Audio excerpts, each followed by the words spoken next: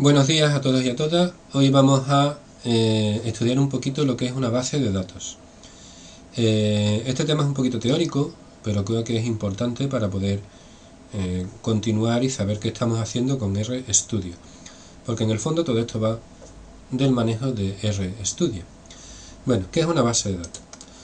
Una base de datos no es más que un conjunto ordenado de datos. Es un conjunto que pertenece a un contexto. Es decir, ese conjunto de datos representan a algo determinado. Esos datos se refieren a un tema concreto o a una situación concreta, siempre, ¿vale? ¿Y qué podemos hacer con esos datos? Pues podemos hacer muchas cosas, pero la finalidad última es extraer información útil. La finalidad última de una base de datos es extraer información útil. Evidentemente con una base de datos podemos introducir nuevos datos, agregarlos, editarlos, podemos borrarlos, pero su finalidad es tener ahí todos esos datos para extraer información. Bueno, la base de datos más sencilla que nos podamos imaginar tiene una tabla. Una tabla son datos ordenados en filas y columnas. Yo lo voy a explicar con un ejemplo. Tenemos aquí una tabla agenda, ¿de acuerdo? Y en esta tabla vamos a introducir datos de un tipo, por ejemplo, un teléfono móvil. Teléfono móvil es una información numérica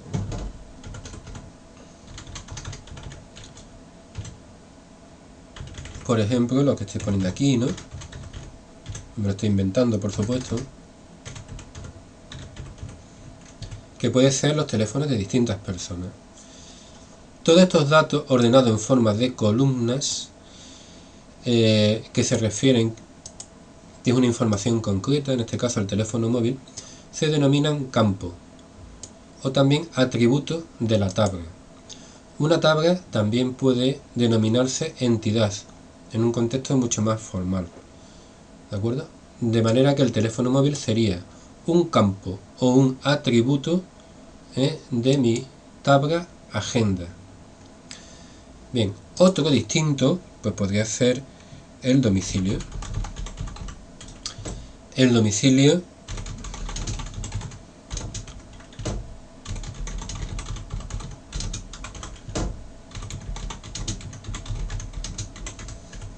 es una información de tipo textual, porque contiene una cadena de caracteres de texto. Hay otros tipos, podríamos poner una fecha, por ejemplo, o podríamos poner verdadero o falso, hay muchos tipos. Yo voy a completarlo con apellidos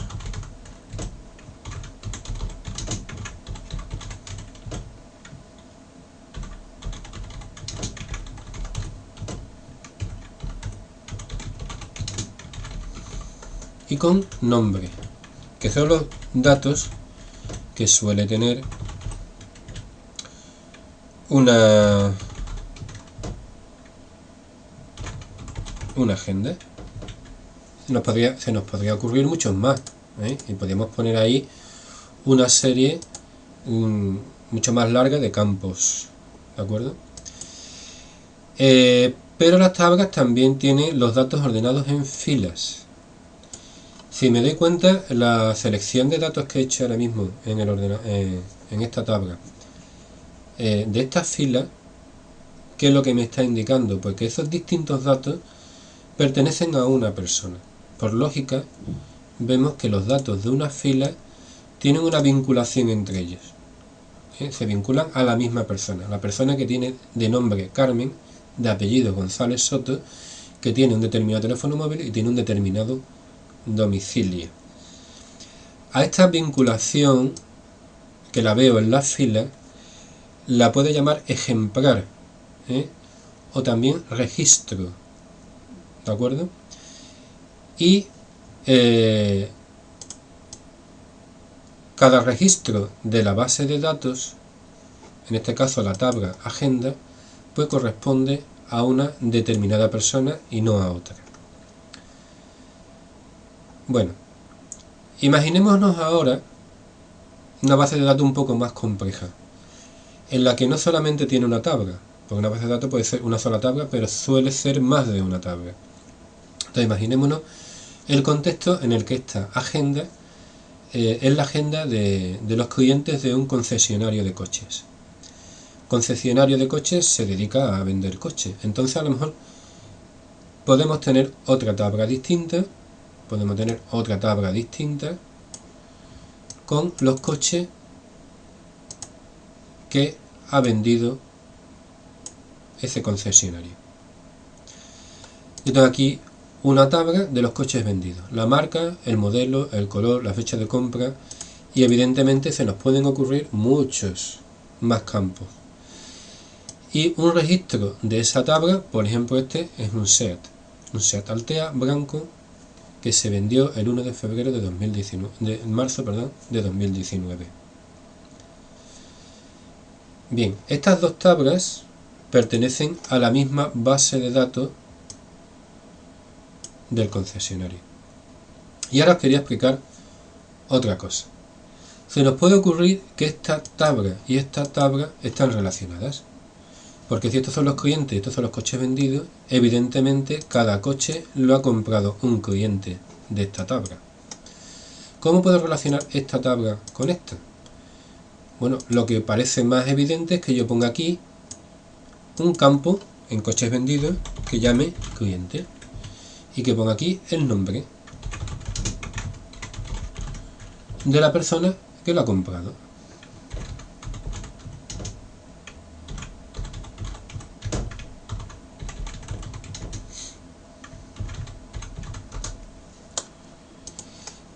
Bueno, otra cosa que nos tenemos que imaginar es que a lo largo del tiempo el concesionario va teniendo clientes y va vendiendo coches. Entonces yo he puesto aquí 1, 2 y 3 ejemplares de ejemplo, la agenda, y aquí varios ejemplares de ejemplo en la tabla de coches vendidos. Pero hay que imaginarse que tiene muchísimos más. De hecho, seguramente tendrá a lo largo del tiempo cientos o miles de datos aquí recogidos. Entonces puede pasarnos que a lo largo del tiempo, en otra fila donde se ha vendido un Toyota Yaris, pues aparezca otro Juan García.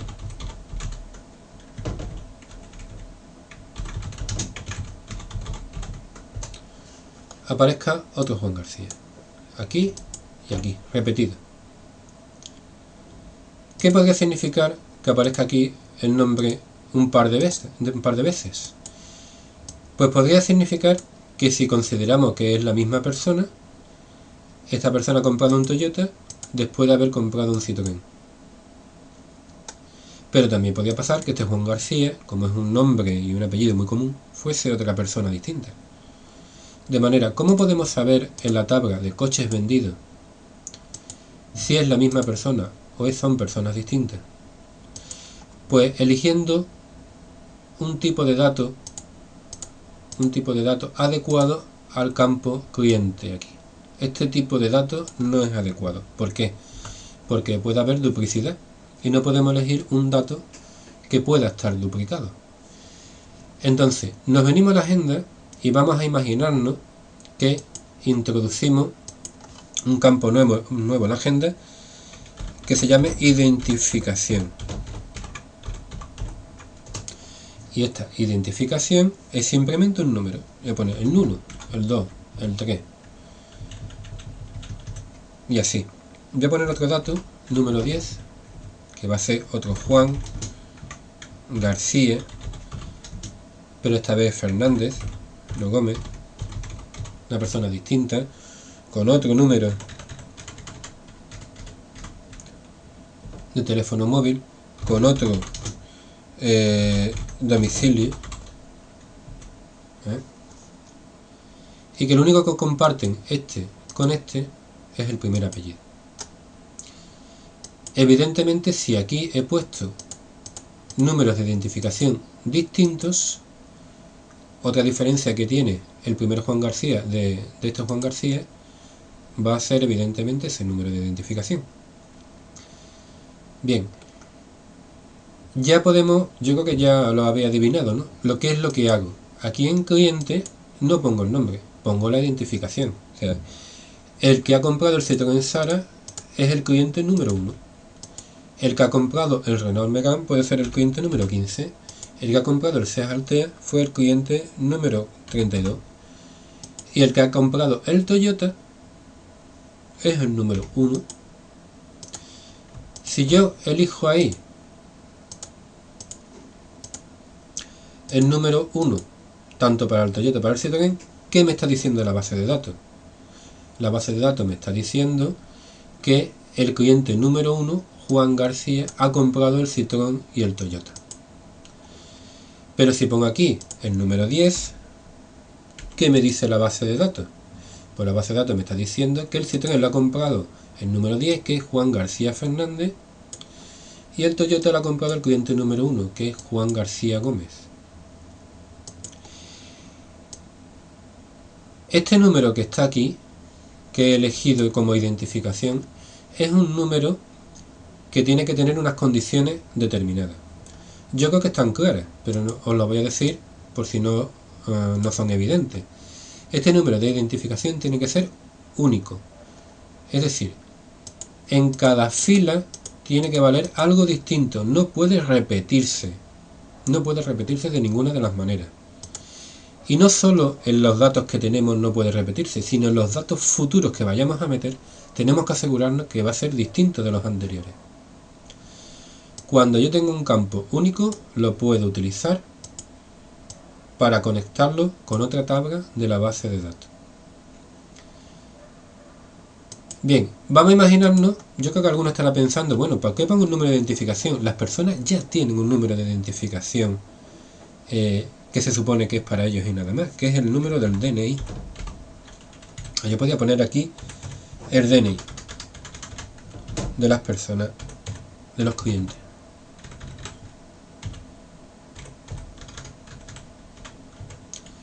Se supone que este número de DNI la policía me dice que es distinto para cada persona, que no se van a repetir.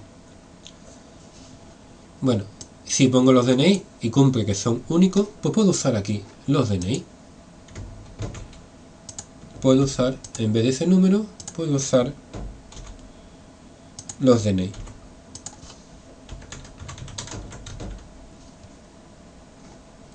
Y podré tener el mismo resultado, simplemente sabiendo el número de DNI de la persona, como lo identifica de forma única, esto es importante, sin ningún error, sin ningún género de duda de que se pueda estar duplicado, pues entonces se puede usar para conectar ambas tablas. De manera que si yo le digo al ordenador, por ejemplo, búscame todos los coches que se han vendido en el 2011. Mejor dicho, búscame todas las personas que han comprado un coche en 2011. Porque a lo mejor le quiero mandar, ¿qué te digo yo? Un email con publicidad o con lo que sea. O con cualquier otra información. Pues entonces el ordenador, ¿qué es lo que hace? Se viene a esta tabla, busca los coches que se han vendido en 2011, los filtra, eso se llama filtrar, busca los DNI de las personas que han comprado coche en 2011 y con esos datos se viene a esta tabla, localiza a cada cual que ha comprado un coche en 2011 y sus nombres. ¿De acuerdo? Pero claro, para eso no puede haber duplicidades, repito. Otro concepto importante, ya que estamos aquí, es el de clave primaria. Yo tengo aquí ahora mismo dos campos que cumplen la condición de unicidad, o sea, la condición de ser únicos. Pero tengo que escoger uno que me represente a esta tabla agenda. Por ejemplo, si cojo el de identificación, vamos a intentar vamos con la identificación, a cambiarlo de color, para poder, vamos a cambiar aquí los números. Si cojo el de identificación y lo utilizo para siempre, a este campo lo llamo clave primaria. Normalmente en una base de datos con varias tablas, cuando los voy a relacionar unas con otras, escojo un campo de identificación de clave primaria. Y muchas veces un número, entre comillas, inventado, un número de identificación simplemente. Que hay muchas maneras de poner identificación. Por ejemplo, los códigos de barra de los productos de un supermercado son su clave primaria. Bueno, puede cumplir, esos números pueden ser totalmente inventados, pueden cumplir una serie de condiciones. Bien, si yo he cogido ya esta clave primaria, ya la uso siempre. No voy a coger clave primaria en una y en otro el DNI, no, ya la uso siempre. Para conectarla pues con las otras tablas. ¿De acuerdo? Bien.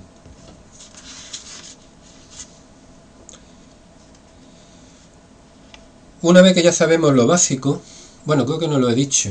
Una base de datos, vamos a ponerlo un poquito más grande para que lo veáis mejor. Aquí. Una base de datos con más de una tabla. Un poquito ahora. Con más de una tabla y con relaciones entre las tablas se llama base de datos relacional. ¿Vale? Una base de datos que tenga varias tablas y que estén relacionadas se llama base de datos relacional, que es uno de los modelos de base de datos más usados dentro de la informática, de las aplicaciones informáticas. Más cosas, vamos a ver. Vamos a cómo conecto esto con RStudio, porque todo esto va, acordaros, todo esto va de RStudio.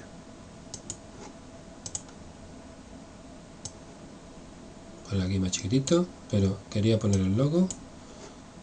Quería poneros el logo para que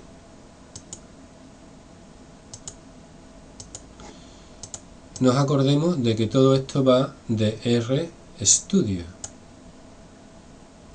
¿Vale?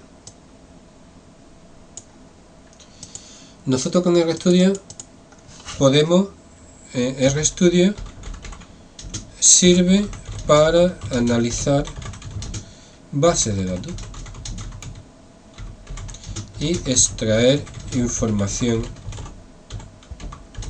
útil de esas bases de datos. ¿Vale? Para eso sirve RStudio. Y para eso os he explicado esto, para después poder conectarlo con el manejo de RStudio. En particular el RStudio es la puerta de entrada,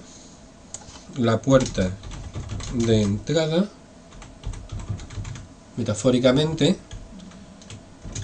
al mundo de Big Data, que a lo mejor habéis escuchado hablar del Big Data. Big Data simplemente significa bases de datos grandes, de muchísimos datos, de miles de registros, no, quizás de millones, ¿vale? El uso masivo de Internet pues ha permitido de que podamos tener grandes cantidades de información. Hay empresas que pueden tener de nosotros grandes cantidades de información. A las empresas les interesa el análisis de esas informaciones, y para eso pues tenemos herramientas como RStudio, ¿de acuerdo? Además, no sé si lo sabéis, pero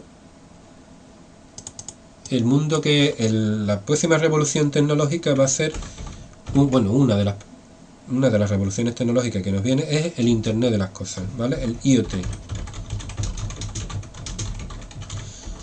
El Internet de las cosas es simplemente dispositivos electrónicos, aparatos, que van a ser capaces de recoger información mediante detectores del entorno y esa información mandarla por Internet.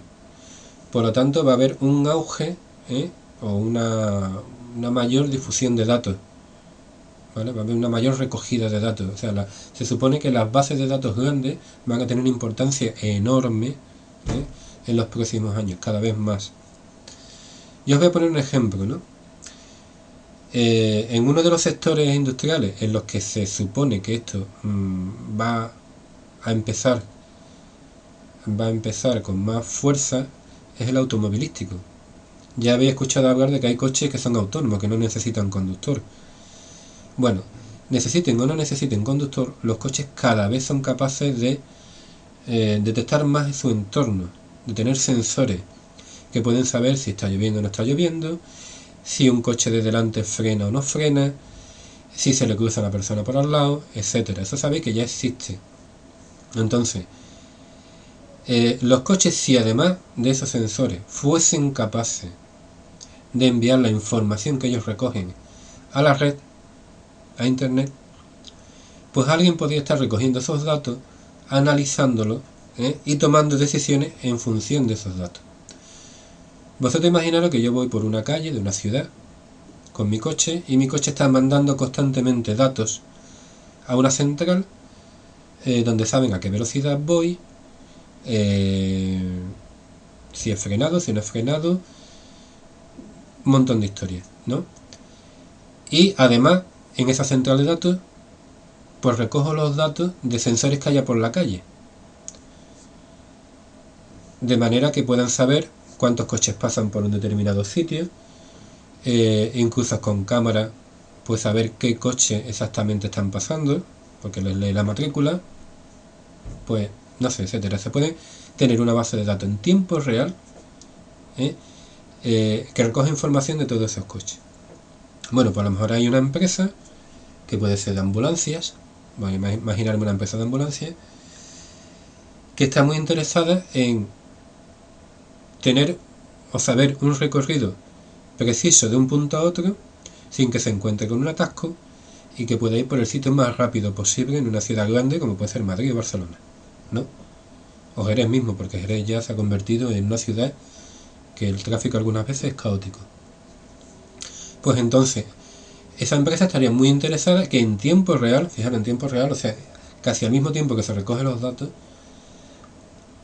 alguien analizara esos datos, hubiera un programa que analizara esos datos y le pudiera dar la información que le interesa, que es el trayecto más rápido, evitando atascos o evitando problemas de circulación entre un punto y otro. ¿De acuerdo? Bueno, pues para eso va a servir, ¿no? Las bases de datos dentro de RStudio.